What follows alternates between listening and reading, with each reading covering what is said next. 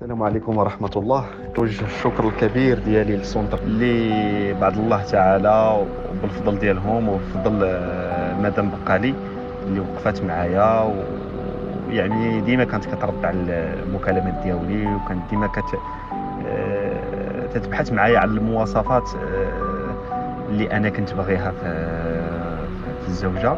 واللهم لك الحمد، توفقت وربي يسر لي الامور وفعلا اللهم لك الحمد لقات لي شريكة الحياة.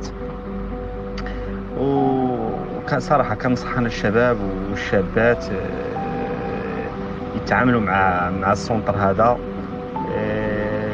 زعما الله يعمرها دار والله يجازيهم بخير، وكيخدموا كما كنقولوا حنا بالدارجة ديالنا بالمعقول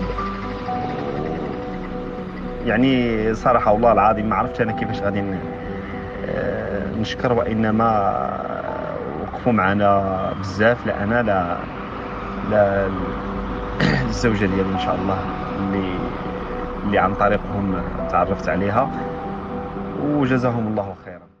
السلام عليكم ورحمة الله.